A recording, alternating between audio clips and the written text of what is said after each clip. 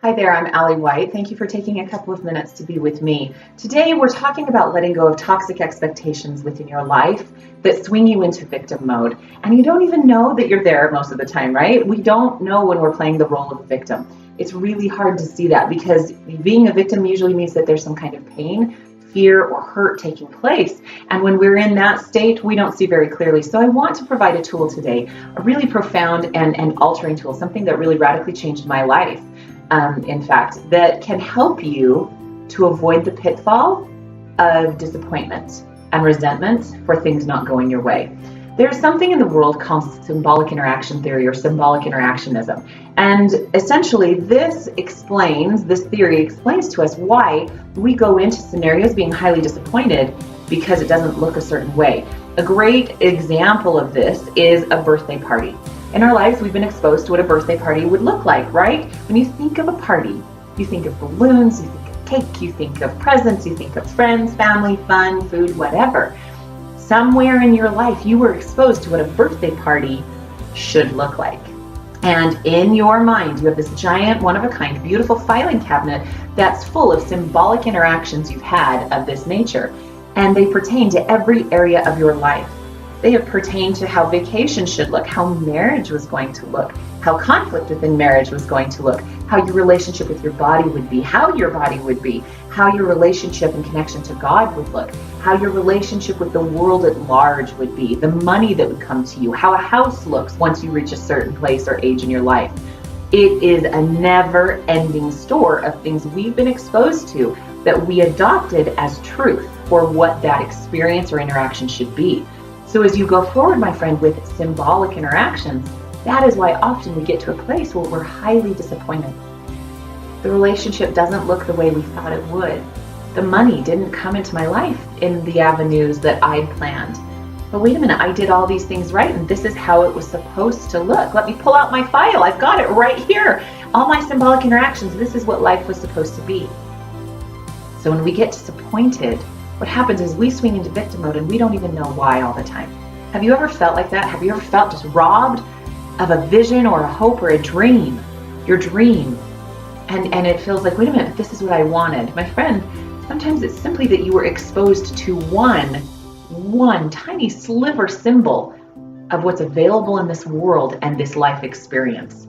So first things first, be really honest with reality. Reality is not that file cabinet, I have to tell you. I remember when I was challenged in my thinking on this topic about 2.5 years ago. It was a really beautiful moment with a trusted mentor, and man, she pushed me. She pushed me so hard. And I'm going to share what my symbolic interaction was about. It was about a relationship. And I thought, well, this relationship should look like that. And let's be honest, I was talking about marriage.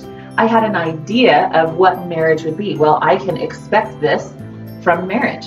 And she said, oh, no, you can't. I was like, what? Of course I can. And I had an idea that I could expect the basics from my spouse. Well, I'm allowed to expect that. No, you're not. Yes, I am. Well, I'm allowed to expect fidelity. I'm allowed to expect him providing this kind of a lifestyle for me. I'm allowed to expect that we have communication. No, you're not. I'm not allowed to have any of those things. And I was just trying to pick the basic ones. I was like, well, I'm allowed to expect like those things, right? Am I allowed to expect those? She's like, no, you're not. Because I was like worrying about petty things. So I was certain that the big things were for sure something I was entitled to. No. If I'm not entitled to the massive stuff, and I'm certainly not entitled to the petty little stuff, like exactly how we communicate and exactly what kind of budget we use and exactly where we live.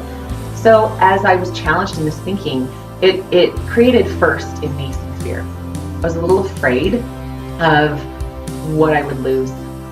I was afraid of losing my dream, because that's what I thought that whole filing cabinet was full of, these things that I dreamed, and those were precious because I'd conceived them and they were lovely. But my friend, they were fantasy. The human mind is not designed to thrive in fantasy thinking. We are designed to thrive in reality, and reality has some mess and some chaos and lots of imperfection. The beautiful part of the human mind is that it is actually very anxious to engage in the rubble of what life has to offer and find solutions for it if we will unleash it properly. If we will unleash it properly. I think too often we keep our mind bound to one set of ideas. And it's become so comfortable with those ideas because the mind does want to keep us comfortable. It's like, okay, we function best staying in this mindset. So when we've taught it that over and over, it doesn't really want us to break the mold. But as we've presented this false reality of what life was supposed to be, when it turns out differently, the mind is very upset. And we are very upset because all of a sudden it's like, warning, warning, we're not comfortable. This isn't how it was supposed to go. It was supposed to be radically different. So my friend, as you step into reality, go, okay, I'm totally open to chaos. I'm open to imperfection. I'm open to pain. I'm open to discomfort, because the other side of those things are order, structure, abundance, beauty, sweetness, joy. I want the best of the other side. Then you must be willing to feel some of the discomfort. If you want the best, you have to be willing to go through some of the worst. That beautiful law of opposition that we know exists in this world is something we must each be a part of. So as I stepped into this uncomfortable world of realizing I'd been living in fantasy, not dreams, not necessarily these beautiful dreams I'd created, but in fact fantasy that wasn't serving my higher purpose, that wasn't fueling me to get to my ultimate version of Allie. I had to do some mourning, and I had to get really humble, because I realized that I had been planting these seeds in my life and watering them, and nourishing them, and tending to them, and they weren't real. And let's be straight here. I didn't live in a fantasy life. I wasn't going, but I've always had everything perfectly, and so I expect perfection to come to me. Heavens no. I knew ups and downs, I knew tragedy, I knew heartache, I knew sorrow, but I thought for sure down the road I deserved perfection. So I laid fantasy to rest, and we could go deep into that. There are just some really incredible teachings that you can read about, and there's something called an amygdala hijack. When we live in fantasy, the brain it doesn't know how to function there. It's why virtual reality and intense gaming. I'm not knocking gaming, or to each his own, and have your activities and whatnot. But that virtual reality isn't healthy stimulation for the mind, because we're seeing less and less people know how to live in the real world when they're so immersed in false ones. So as we do that to ourselves and just our minds and living these things, as I laid to rest some of those things, I realized they weren't actually beautifully formulated, calculated dreams. They weren't things that I had sat down and really been honest about.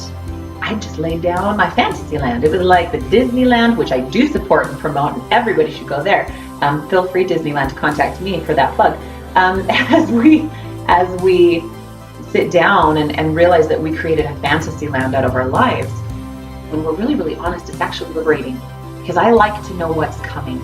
I like to be prepared, at least, for what could come. And this isn't being a harsh realist and assuming there's no good in the world. You better believe I'm looking for the good. I'm going to go find it. And what I'm doing is I'm armoring myself to handle what trips me up. I'm preparing myself for the things that I'm not always anticipating. And I'm saying, bring on the challenge. Bring on the challenge, because I'm going to figure out why it's here. I'm going to learn the lessons needed. I'm going to teach those to somebody else, and then I get to move on to the next level of awesome. Did you hear that formula? Did you hear what I just gave you? You should rewind and listen. As we go forward, so many things become unlocked in our lives as we are willing to say, I let go of expectation, and I joyfully welcome reality and look for the beauty that lies therein. Take it on, my friend. Take it on. It will swing you out of victim mode and bring you into a beautiful, powerful state of accountability. Accountability is the key to massive success. Massive success, no matter what area of your life you're working to succeed at. Thank you for taking some time with me. This was a pretty awesome, juicy training. I hope you enjoyed this and what I had to offer. This is a lot of what I do. This is what I train on. This is how I teach. This is what my clients get to love and experience. And I loved having you be a part of this today. I hope you feel more equipped, and I ask and invite you to apply these things. Feel free to jot some questions down in the comments. I'll do my best to answer them. But this is just one little piece of the puzzle that I can trade on today. There's so much more, my friend, and I'm excited to watch you take on. My name is Allie White. Thanks for hanging out with me. Have a wonderful day.